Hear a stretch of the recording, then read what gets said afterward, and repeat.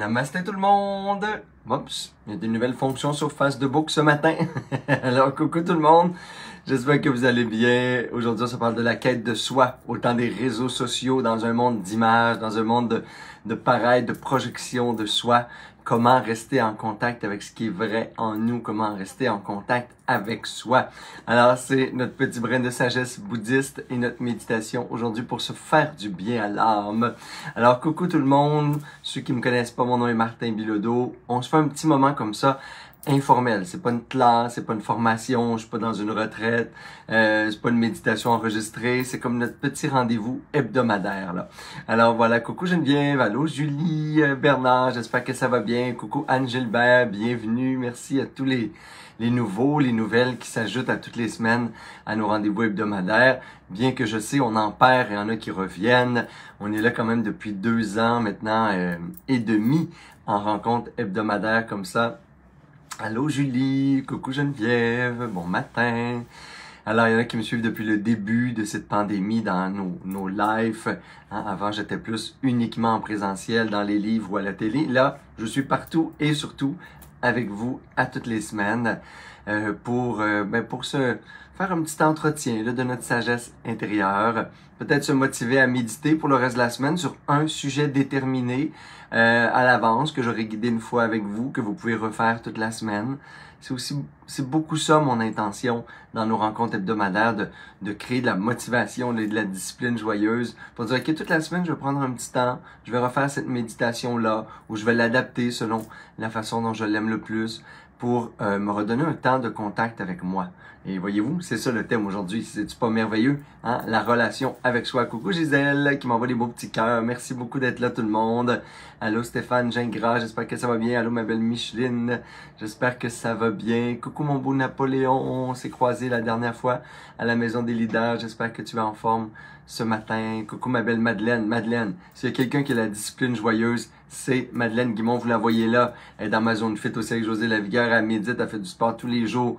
Elle a comme une discipline joyeuse sur tout ce qui lui fait du bien, tout ce qui la nourrit. Elle a compris quelque chose dont il faut s'inspirer. Merci d'être là, Madeleine. Allô, ma belle Odette. Alors aujourd'hui, je voulais vous parler, parce que j'enseignais les dernières semaines à la Maison des Leaders, justement, avec la gang de Rémi Tremblay et tous les autres. Un espace fabuleux de dialogue. Et j'enseignais sur l'âme et l'ego. Hein? J'ai l'atelier sur l'ego. Et je parlais des 4 naissances, dont une, la deuxième, est celle de l'ego. Et je voyais à quel point ça avait de l'impact pour les gens de comprendre à quel point l'identité n'arrête pas à l'ego. Ça n'arrête pas à ce que je montre, à ce que je vis à travers le regard des autres. Ça s'arrête pas à mon besoin de plaire. Ça s'arrête pas à l'image que je projette. Et on avait des discussions par la suite et je me suis rendu compte, mais de la difficulté et du défi qu'on a en ce moment de savoir qu'est-ce qui est vrai en moi, qu'est-ce qui est moi finalement, dans cette espèce de perte de repères là, à travers tout ce que je projette. Et j'avais l'impression en parlant aux gens, puis mon nom est Martin Bilodeau, si vous voulez m'envoyer des bêtises, vous pouvez contacter, aller sur mon site web. Mais ce que je vais dire, ça peut paraître gros. J'avais l'impression qu'on était comme toute une gang, tu sais, notre petit ego, là, c'était comme un petit enfant là, de 6 ans qui quémandait de l'amour, qui quémandait de la reconnaissance, qui quémandait une petite vision de moi qui est positive. Là. Il y a des gens qui travaillent à peu près juste pour ça, imaginez-vous donc. Tu sais, il y a des gens qui travaillent pas pour une mission, pour une vision, pour une vocation. S'ils sont honnêtes avec eux-mêmes, là, c'est comme si chaque jour, ils ont besoin d'aller ramasser des petites miettes de reconnaissance, des petites miettes de regard extérieur, des petites miettes de validation. C'est comme si on avait perdu notre dignité d'être aimé, notre dignité fondamentale d'exister. Et ça peut s'expliquer à travers 4 naissances et on en a peut-être oublié 2 là-dedans. Là. On est beaucoup en train de naître et renaître à notre ego, sans peut-être naître à notre psyché, sans peut-être vivre notre naissance spirituelle et sacrée. Et il y a un défi en ce moment. Hein? Et je vais vous parler des 4 naissances de Carl Gustav Jung. C'est pas moi qui ai inventé le concept et le modèle de ces 4 naissances-là. Mais vous allez voir à quel point on est comme toujours embryonnaire finalement dans notre vie, tant qu'on lâche pas un petit peu d'ego là. La première de nos naissances, c'est celle qu'on connaît le plus, mais vous allez voir la perspective qu'on lui donne. on va naître à l'expérience physique et physiologique. C'est la première naissance, c'est celle quand le corps là, va sortir de l'union fondamentale avec la mère. Et que dans cette expérience-là, au début, les 5 sens nous portent à vivre un état d'unité, un état d'union. Même si notre corps est séparé des autres corps, on est toujours dans une espèce de vision, même dans notre cerveau, là. Il y a une espèce de communion, symbiose avec ce qui nous entoure. Et même si nos 5 sens sont ouverts, ils ne nous séparent pas du monde extérieur. Dans les premiers mois, premières semaines de l'enfance, plus du bébé finalement, on est toujours à travers les sens, un peu comme quand on vit des espaces de quête de vision, méditation profonde, état altéré de conscience. On est à travers les 5 sens dans un autre niveau de rencontre avec l'environnement extérieur où on a l'impression que tout est comme une extension de nous-mêmes. Ça, c'est la première naissance. Mais la naissance aussi des besoins physiologiques, de la conscience corporelle, des émotions qui vont voyager dans le corps, etc. Et la deuxième naissance, c'est celle de l'ego. Et moi, je dirais aujourd'hui un culte de la personnalité. Et donc, la naissance de l'ego va se faire à travers le mental. Hein? C'est la naissance du mental aussi, des idées, du monde conceptuel. Avant ça, il n'y avait pas de séparation entre le monde et moi. Hein? Et là, tout d'un coup, il y a moi, il y a l'autre, il y a toi, il y en a. Puis là, les gens nous demandent, dès qu'on est enfant, qui nous sommes. Puis ils nous obligent, et c'est correct. Hein? J'ai rien contre... Tu sais, on n'est pas dans un absolu désir de détruire l'ego. On est juste dans... On veut le nuancer, puis on veut peut-être l'apaiser pour pas qu'il prenne toute la place, là, puis qu'il détruise notre âme. Mais c'est tout. Hein? Ça peut être un instrument, tiens, au service de notre vision, de notre âme, de quelque chose de plus grand en nous. Fait que la deuxième naissance, c'est celle de l'ego. On va dire aussi de la personnalité. C'est là où je me définis comme individu à travers le regard des autres, en fonction d'un système d'éducation qui, de tout temps, est de punition-récompense. C'est comme on est une gentille fille, fait qu'on est gentil, on est récompensé. Hein? On se fait dire des compliments, on a des récompenses psychologiques, on est belle dans le regard des autres, on est un garçon qui fait des bonnes choses, qui prend soin d'eux, qui parle pas trop, etc. Peu importe, le gars fait, on a des fois les mêmes convergences. Là, dans certaines familles, ça n'a pas eu d'importance, le genre, sur le mode d'éducation. Mais, clairement, il y a des comportements prescrits pour lesquels on est puni, même des fois sans punition et conséquences. On voit dans le regard des autres la déception, on voit le jugement. Le rapport de récompense est plus psychologique à ce moment-là. Fait qu'on va se configurer, hein, par rapport à notre société, notre culture, notre famille. On va créer une personnalité qui va valider à quelque part le regard approbateur des autres. Ce qu'on veut nourrir sur nous, c'est un regard le fun. Tu sais, c'est rare qu'on aime ça à 5 ans, se faire dire qu'on n'est pas beau, pas fin, désagréable, puis qu'on mérite pas d'être aimé par les autres, puis on mérite pas d'avoir d'amis. Tu sais, ce qu'on veut, hein, logiquement, c'est les comportements qui sont validés, qui sont valorisés en ce moment sur la planète, puis en ce moment dans notre petite communauté. On serait né dans une communauté en Papouasie, dans le bois, il y aurait d'autres comportements qu'on valoriserait pour survivre.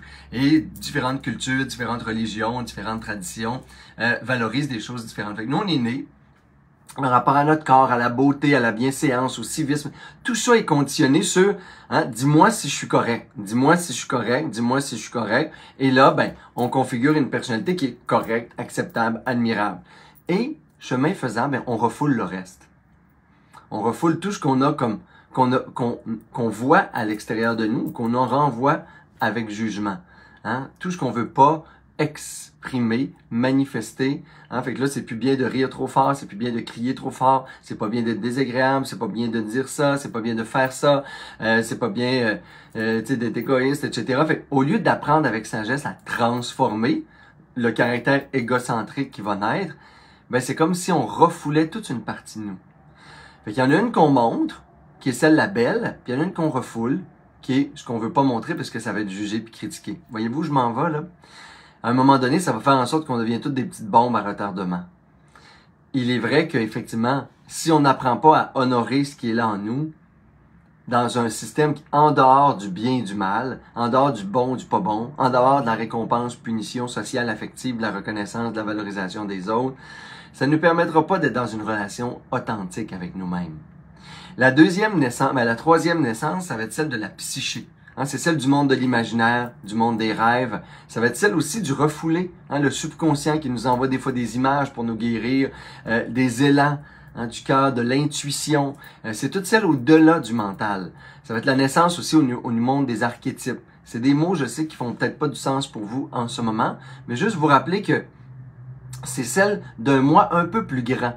Hein? Puis ça nous connecte comment ce moi-là, cette partie-là de soi, c'est l'intuition, c'est le monde des rêves, c'est des espaces d'initiation où on va amener à avoir des réalités, des vérités crues à l'intérieur de nous. On va dire, oh my God, ça n'a pas de bon sens, je suis en train de vivre ça ou je suis en train de faire ça, puis c'est complètement à l'encontre de moi-même.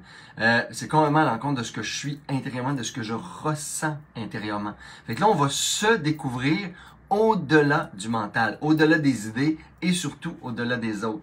C'est ce qu'on vit partout dans des retraites spirituelles, des communautés spirituelles, des ashrams, appelez-le comme vous voulez. En nature, quand vous y allez toute seule aussi, on s'extrait hein, finalement au regard des autres, à notre que fais-je, hein, à notre métro-boulot de dos quotidien pour se retrouver, pour retrouver notre essence à quelque part. Et on dit même dans certaines traditions indigènes, autochtones, qu'un homme sans vision, un homme avec un H, le grand, hein, homme, femme, humain, là, un humain sans vision, il n'est pas encore adulte, c'est pas encore un humain. Donc si on n'a pas de vision plus large sur pourquoi on existe, pourquoi je vis, pourquoi je fais les choses, on est encore un enfant. On est encore traité comme un enfant, imaginez-vous donc, c'est incroyable, hein? Si j'ai pas la vision large sur ma vie, sur le qui suis-je, sur qu'est-ce que je fais là sur la terre, on va me traiter comme un enfant. J'ai pas encore de sens à ma vie. Fait que je suis encore comme un enfant. On est dans un peuple d'enfants. C'est pas pour rien que des fois on a le feeling qu'on sort dans une garderie extérieure quand on se promène dans la rue. C'est ça, ou dans une cour de récréation. Hein? Ben, c'est effectivement parce qu'on est beaucoup préoccupé par le petit soi, l'ego, l'image, le paraître et ce qu'on voit de nous dans le regard des autres et très peu sur une connexion plus grande à soi. Ça prend souvent des processus de guérison, des processus initiatiques, à mourir, vivre, hein, à des blessures, à des parties de soi, pour être dans cette troisième naissance-là, qui est comme le moi archétypal, là, hein, qui est comme le moi plus grand que mon petit ego, ma petite personnalité, mon test psychométrique. Là, hein. Et la quatrième naissance, ben là, on le vit rarement aujourd'hui parce qu'on n'a plus beaucoup de traditions spirituelles dans lesquelles on se vit de façon quotidienne, régulière et dans lesquelles on est nourri. Ce serait la naissance spirituelle, c'est la naissance de l'âme. Hein? On la porte en nous, mais on n'y a pas donné naissance. Et ça, c'est une vision que je vois de plus en plus dans les pratiques spirituelles, dans le bouddhisme aussi. C'est comme si j'ai Bouddha en moi et je ne lui ai pas encore donné naissance. Mon Dieu, c'était compliqué celui-là.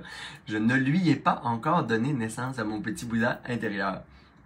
J'ai pas encore révélé à ma conscience ce que je portais en moi de divin, de beau, d'âme. Là, dites le mot que vous voulez, hein, avec toutes les fractures, les blessures judéo-chrétiennes ou autres, on s'en fout.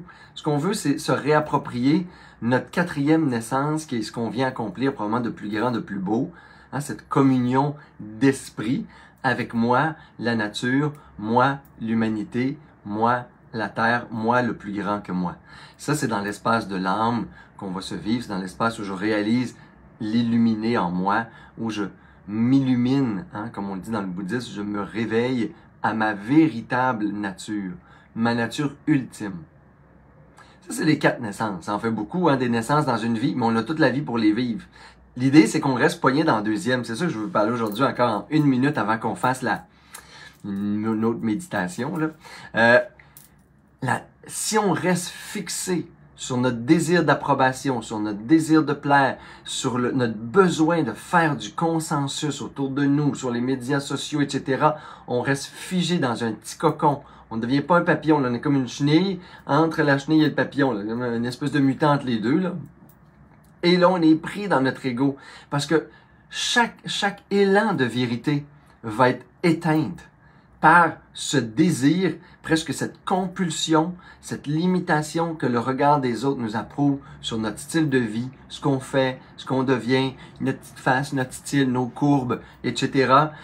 Et chaque jour, on est en train de juste retrouver la dignité de naître à notre deuxième naissance. Comme prisonnier du regard des autres, prisonnier de l'image de la société pour nous, prisonnier même des fois de l'approbation qu'on appelle du surmoi, là, de ce que j'ai intégré de la société, de ma famille, puis des autres, puis de mon ex qui me disait, puis blablabla. C'est complètement limitatif, cette espèce d'obsession-là. Et là, les médias sociaux, c'est sûr que ce que ça l'a fait encore de plus, c'est je peux montrer ce que je veux de moi, qui est l'acceptable, le beau, le bon, et le reste, ben, je le refoule encore plus. Je me le permets même pas de le vivre dans ma vie quotidienne. Même les gens, des fois, ils arrivent dans des processus de guérison. Moi, j'anime des retraites comme Renaissance, une semaine de rebirth, de renaissance, de rite de mort, vie, de libération. Puis les gens sont comme pris. Les médias sociaux sont plus là, les sociétés sont pas là autour d'eux. Là, les jugements des autres sont pas là, mais ils les ont intégrés. Ils sont plus libres, sont prisonniers, muselés, complètement à l'intérieur d'eux, comme si tout ça vivait en moi. Et il est là le plus grand danger en ce moment de notre espèce de folie là, de plaire et de plaire et de plaire et de plaire. C'est qu'on plaît, mais dans quelque chose qui n'est pas notre vérité. Et j'ai rien contre les médias sociaux. J'ai rien contre l'ego. Ne serait-ce qu'il faut qu'il devienne le serviteur de l'âme et non pas celui qui guide et qui maîtrise ma vie. Et j'ai rien contre le fait qu'on se donne des compliments et qu'on se trouve beau puis fin. L'idée, c'est qu'il faudrait aussi apprendre à s'aimer avec ce qu'on est réellement. Apprendre à vivre à travers des êtres humains imparfaits qui sont en apprentissage. Apprendre à se parler dans des espaces d'amitié, de couple, de ce qui est vrai en nous, de nos petits démons, là, de nos perversions même, de nos idéations, des fois de dépression ou autre, de se défouler ensemble en toute sécurité pour pouvoir transformer ça. Ce qui nous limite, ce qui nous éveille, ce qui fait du sens, c'est quoi nos peurs fondamentales, se révéler dans notre vulnérabilité. Puis quand on dit vulnérabilité, j'ai toujours l'impression qu'on dit petit, faible. Non, l'espace de vérité en nous. Pour pouvoir justement se reconnecter à plus grand que nous, pour pouvoir dans nos petites histoires du quotidien, voir la grande histoire qui se vit. Et là, c'est déjà notre troisième naissance. La grande histoire qui se vit à travers moi. La peur de mourir, la peur de l'impermanence, mon désir d'aimer, ma compulsion pour aimer les êtres, l'histoire d'une compassion, l'histoire de solidarité humaine, la grande histoire dans mes petits drames, mes petits scénarios, ma petite vie à moi, là, qui fait pas de sens si ça reste juste au jeu. Tout ça donne vie, se vit à un autre degré, à un autre niveau si ça devient un nous. Et même quand le nous disparaît, puis ça devient une histoire sacrée, une histoire divine, quelque chose de grand, ben je peux transcender tout ça et vivre ma quatrième naissance. Alors ce matin, on va juste regarder, puis on va méditer ensemble sur cette deuxième naissance-là. Qu'est-ce qui limite en ce moment mon épanouissement? Qu'est-ce qui me contient dans une espèce de folie, fausseté, mensonge envers moi-même, pour être capable de me reconnaître, me voir, me vivre? Fait qu'en fait, on va essayer de dénicher, puis la méditation n'est pas confortable. Parce que la honte et la peur de soi, puis le jugement sur soi, je l'ai intégré. Fondamentalement, là, à 1 an, j'étais tout nu, je dansais à travers les arbres, puis il y avait aucune honte, je me regardais pas, j'évaluais pas mon corps, j'évaluais pas ce que le monde pensait de moi, je pensais rien du monde, je vivais, j'étais un avec l'espace du moment présent. Et ben le reste, ben on s'est laissé et on a intégré tout ce qui a contaminé aujourd'hui notre sentiment de liberté intérieure. Fait qu'on veut méditer pour se libérer. Mais pour se libérer, il faut revoir les barreaux de la cage, là. C'est la honte, c'est la culpabilité, c'est la peur d'être soi, c'est ce qui limite ma grandeur, ma beauté, ma dignité fondamentale. Et ma capacité de m'unir donc en vérité avec le monde qui m'entoure, avec la nature qui m'entoure, dépouillé de cette espèce de folie, du désir de plaire, d'être reconnu et d'être vu par les autres. Et surtout, de faire consensus, ce qui est impossible. Fait que c'est tough. Si on veut faire consensus tout le temps, partout autour de nous, il y a un niveau de stress là et d'anéantissement de notre vérité intérieure qui est absolu. Alors on va se connecter au vrai en nous, au beau en nous, beau dans toutes nos facettes, dans tous nos paradoxes, dans toutes nos oppositions, dans notre folie. Parce que c'est juste comme ça qu'on va réussir à transformer ce qui a besoin d'être libéré puis guéri. Alors je vous invite à prendre une belle posture de méditation pour ceux qui veulent faire la pratique avec moi ce matin. Sinon, vous pouvez continuer à être là puis juste nous écouter. Puis prendre des petites pauses, puis respirer. C'est un peu ça la méditation guidée. On se laisse guider intérieurement par une analyse des pensées, des questions, comme un fil d'Ariane qui nous permet de retrouver notre centre au milieu du labyrinthe. Vous pouvez prendre quelques respirations plus profondes, inspirer par les narines, expirer bouche. Faites-le pour vous faire du bien. Respirez pour que ça goûte bon vivre. Respirez pour revenir à l'instant présent.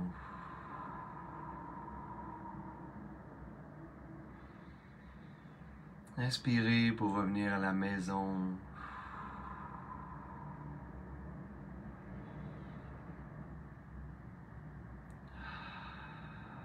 Respirez pour vous libérer.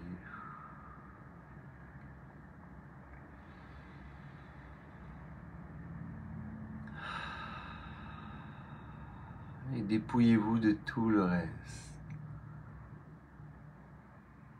Comme si la seule chose, comme si la chose la plus importante en ce moment était le souffle, la respiration, l'instant présent.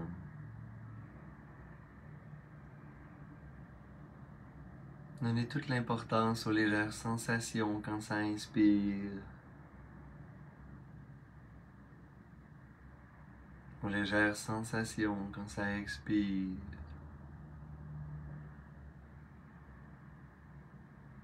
Ça inspire fraîcheur.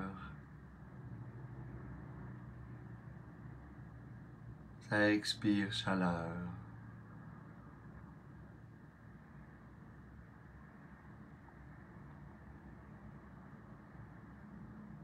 Et c'est une petite pause au milieu de ce tourbillon de la vie que je m'offre à chaque méditation.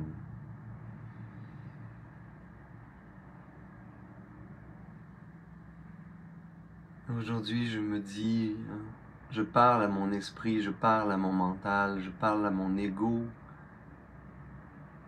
pour lui dire à quel point ce serait formidable de se vivre en vérité. Comme ce serait merveilleux si je pouvais être complètement libre. Libre du regard des autres, libre de mon besoin d'approbation, libre de mon besoin de reconnaissance, et me libérer ultimement de tous ces jugements sur le bien, le beau, la bonne fille, le bon garçon.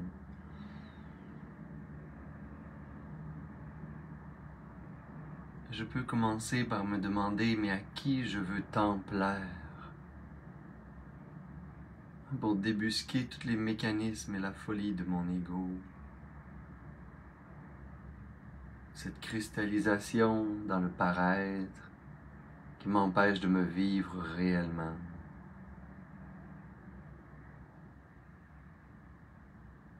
Je peux regarder en ce moment dans ma vie à qui je veux plaire tant.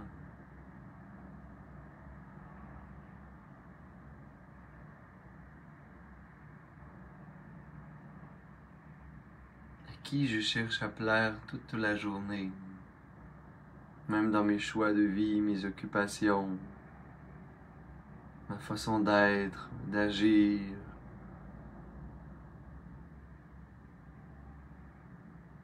De me présenter au monde extérieur.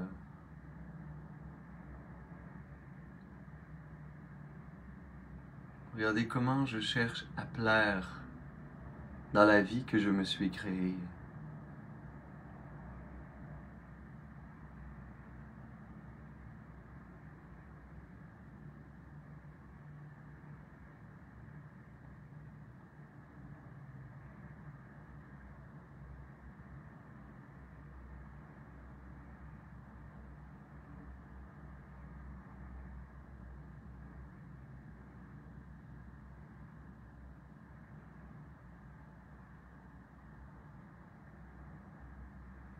À qui et comment je cherche à plaire dans mon couple,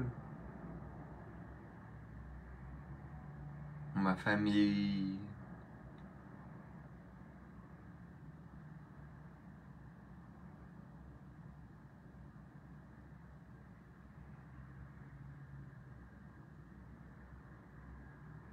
face aux autres, quand je sors dans les endroits publics, quand je marche dans la rue, quand je me présente sur les réseaux sociaux ou ailleurs, tous ces espaces publics où je me vis. Regardez qu'est-ce qu'il y a en moi et comment ça cherche à plaire, être vu, reconnu.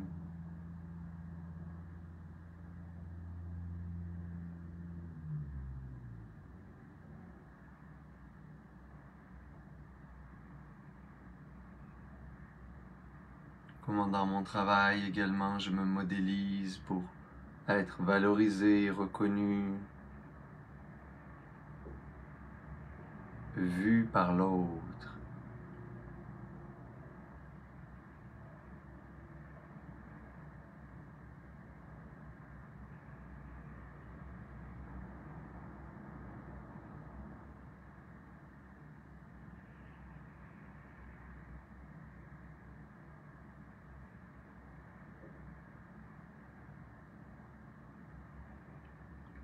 Et je prends conscience à quel point je me suis tellement modélisé pour répondre au regard de l'autre, en fonction du regard des autres, que j'en ai presque oublié qui j'étais, quelle est ma vision du monde,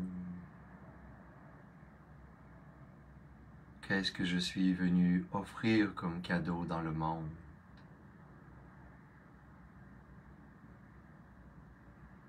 J'en ai même oublié le sentiment, l'état de liberté, comment ça goûte à être libre.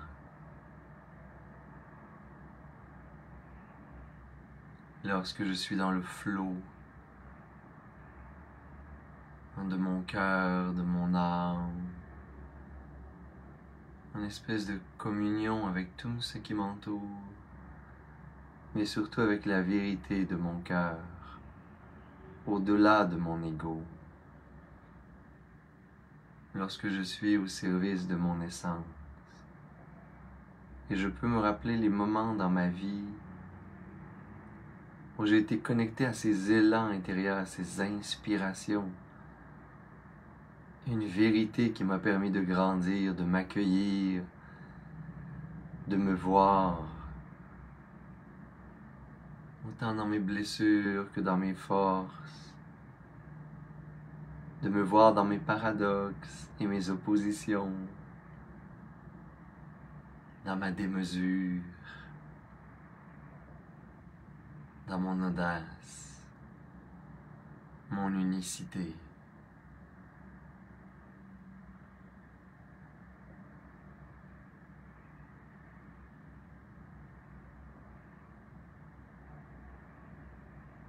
Quand est-ce que j'ai ri aux éclats sans me soucier du regard des autres? Quand est-ce que je me suis laissé attendrir à en avoir les larmes aux yeux?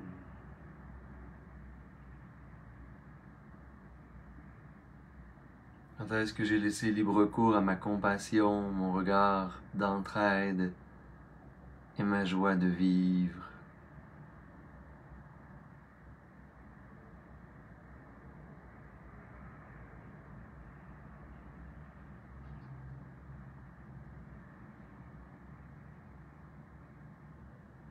Et je peux choisir de reconnecter cette essence, l'essence de mon être.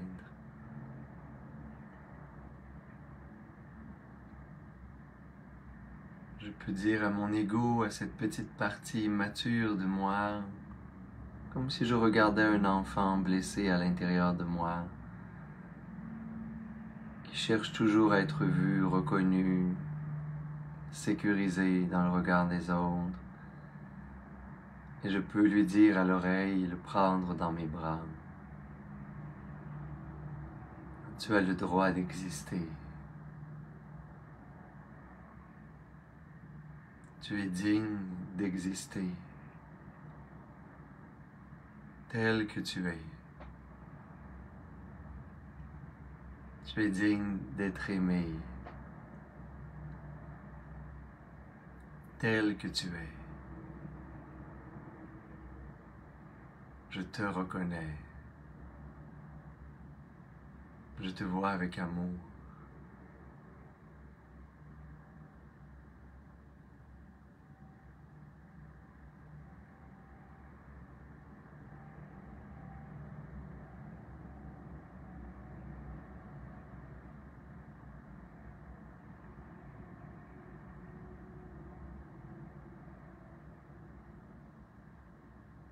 Et je génère cet enthousiasme et cette joie de me vivre au-delà du regard des autres, de me vivre au-delà du système de récompense, de valorisation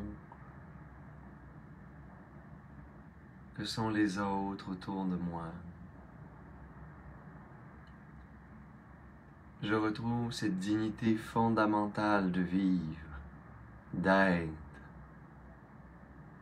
de grandir et d'apprendre, d'évoluer, libre.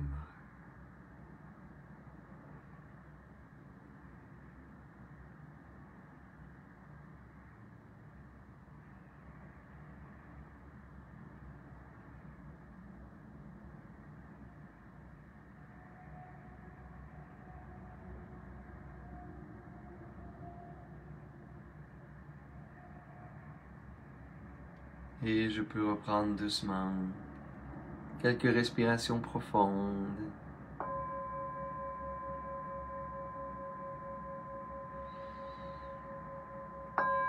Relâcher mon objet d'attention.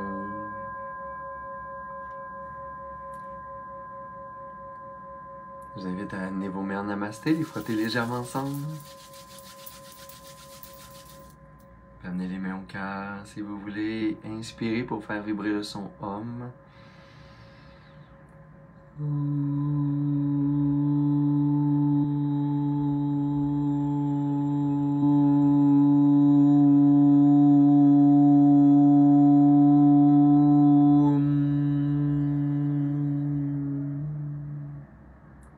Namasté. Alors on s'accompagne tous et toutes dans ces moments, dans ces instants, et peut-être qu'on peut aussi offrir cette semaine ce regard frais sur les autres, ce regard qui permet à l'autre, dans notre ouverture de cœur, dans notre ouverture d'esprit, d'être juste qui il est, qui elle est, simplement, sans cachette, sans mensonge dans le paraître. Et si on pouvait retrouver notre dignité d'être, on pourrait vivre de façon beaucoup plus honnête et authentique, tous et chacun, dans tous les espaces de notre vie. Et si vous voulez voir, entendre parler d'un des aspects de la pratique spirituelle qu'on appelle la danse extatique, le mouvement, l'intelligence corporelle, ben, ceux qui sont là au Québec et qui ont la TV, à 10h ce matin, c'est pour ça qu'on est plus tôt, je serai en direct avec Saskia, Mitsu, Abeille Gélina pour parler de la danse extatique et du mouvement. Toute l'émission est magnifique et sur le bien-être, sur la liberté d'être soi justement. Et on parle du mouvement et de la danse comme une porte de connexion à soi, au-delà du mental. Donc, un petit passage secret, tiens, pour éviter les limites de notre ego dans le mouvement, l'extase à travers le corps, pour nous permettre de reconnecter davantage à ce qui est là, vibrant, vivant en nous. Alors voilà, et se libérer toujours un peu plus. Et pour ceux qui sont intéressés à venir au Mexique avec moi, j'ai mis le lien. On a lancé cette semaine notre voyage au Mexique. Alors, vous pouvez le voir dans les commentaires du vidéo que je vous ai mis dans la description. On s'en va au Mexique vivre une semaine d'éveil de soi, d'éveil spirituel, de beauté, de chaleur. Ensemble, l'année passée, on en a fait 2, là, on en a juste une. Fait que si ça vous intéresse, les infos sont là. Vous pouvez vous inscrire dès maintenant. C'est le 28 février qu'on part. Namasté! À la semaine prochaine!